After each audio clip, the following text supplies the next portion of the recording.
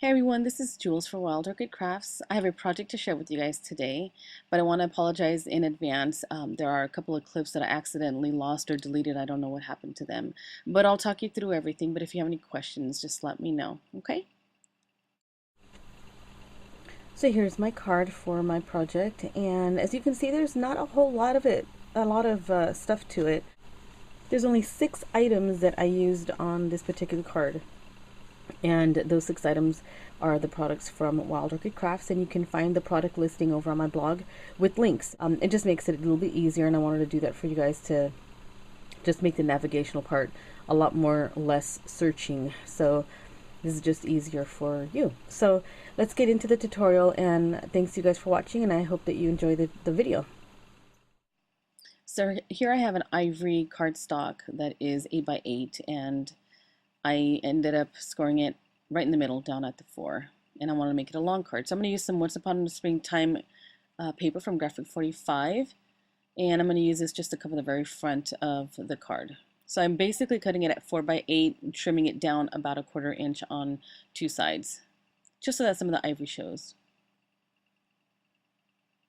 And I'm using a punch here. This is by Martha Stewart. That's called Floral Lace, one of my new ones, and I'm just gonna go ahead and trim this top side because I just decided at the last minute to go ahead and use this edge punch. And I realized here that using the punch took quite a bit off the top, so now I have to fill in the gap. And I was thinking of using this paper anyways, but I'm gonna use this paper punch called Threading Water, and this is by Fiskars. So I'm just going to cut this strip. I think it's about an 1.5 to 2 inches wide. And I was thinking to add this in the very center, but now I'm going to have to fill in the gap. So kind of a little error, but I end up fixing it later on. So this is just me working with it.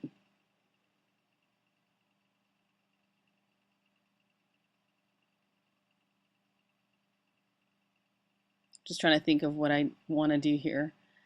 So I decided to go ahead and just do the other edge.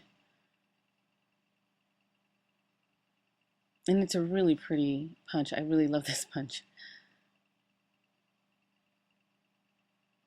So as you can see, it took quite a bit off of both edges. So I have to fill in the gap. And so there is no other really way to do it except to cut it down and then add one piece to the top, one to the bottom, and then fill in the gap there with that strip. So it's just kind of hiding it. It worked fine. I'm just going to trim this down just a tad.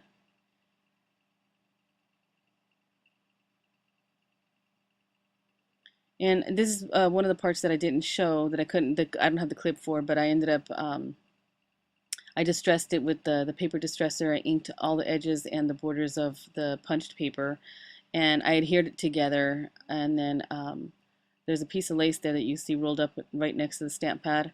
Well, I ended up using seam binding to cover the seam of the paper, and then I used the lace there as a decorative part just on top of the seam binding.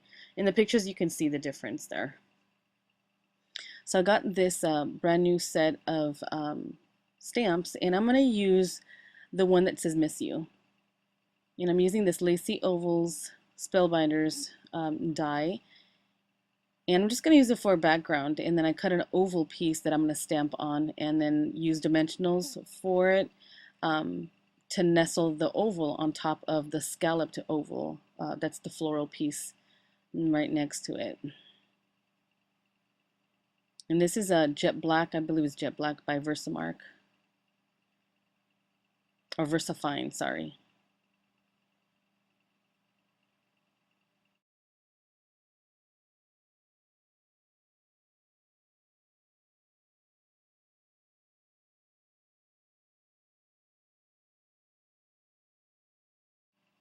And here you can see the layers of the seam binding and the lace, the floral lace right on top of it.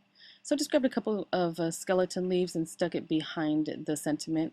And you can't see it really well, but it does add a very nice soft touch to it. So here I altered some flowers. I grabbed about 5 or 6 of these hydrangeas and stained the very center, edged it with Victorian velvet, and I sprayed it down with just a little bit of water and lightly spritzed it with Fuzzy Navel Peach by Lindy Stamp Gang to give it a distressed look. And then you'll see that at the end, and then some detailed pictures on my blog. These are some stamens that are like, has like little micro beads at the top, looks like pollen. So I just chopped little pieces of it off and added it for the flower centers.